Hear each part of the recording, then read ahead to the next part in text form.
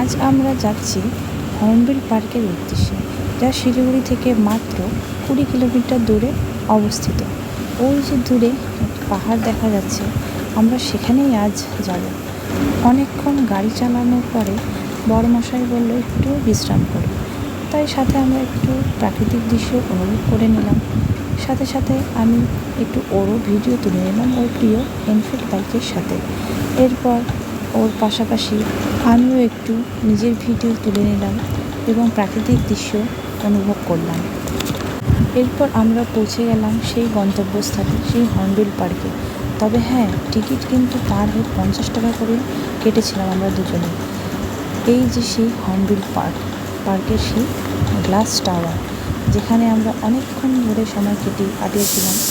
খুব ভালো লাগছিল জায়গাটা, সত্যি খুব সুন্দর জায়গা। নিচের সমস্ত কিছু দেখা যাচ্ছিল এই গ্লাসের মধ্যে দিয়ে। আমরা দুজনে প্রায় আধা ঘন্টার ওপরে আমরা সময় কাটিয়েছিলাম, প্রাকৃতিক দৃশ্য অনুভব করছিলাম। এমনকি পরিবেশে যে ঠান্ডা ঠান্ডা শীতল আবহাওয়া, সেটাও আমরা অনুভব করেছিলাম দুজনে। খুব ভালো লাগছিল জায়গাটা। আপনারাও এসে ঘুরে যাবেন। অপূর্ব সুন্দর দৃশ্য, অপূর্ব সুন্দর জায়গা।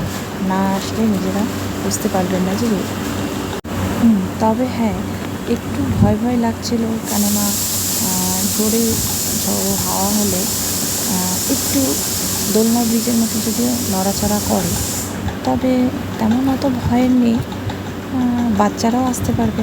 এমনকি আমরা যখন ছিলাম ওই সময়ের মধ্যে 2-1 বাচ্চারাও এসেছিলো বাবা মার সাথে। খুব সুন্দর জায়গা, খুবই সুন্দর। আমাদের তো খুবই ভালো লেগেছে। আমরা আবার আসতে চাই এই জায়গাতে, সময় পেলে অবশ্যই আসবো। তবে সিঁড়ি দিয়ে নামার সময় একটু ভয় লাগছিল, কারণ ঝড়ো হাওয়া হচ্ছিল, তার সাথে সিঁড়িগুলোর দূরত্বটাই অনেকটাই ছিল। আমি যেহেতু একটু শর্ট হাই, তার জন্য একটু ভয় ভয় লাগছিল যদিও। তবে বেশ সুন্দর, খুবই সুন্দর জায়গা।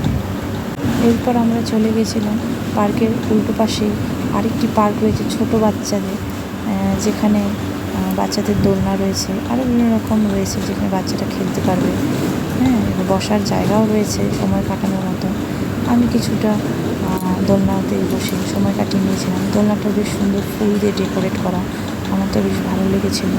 তাই আমি কিছুক্ষণ আমার বড়মশাইকে বলেছিলাম যে ভিডিও করে দেওয়ার জন্য। আমি আনন্দের সাথে সেখানে দুলছিলাম, সত্যি খুব ভালো লেগে। এরপর আবার আমরা বাড়ির দিকে রওনা হয়ে গেলাম।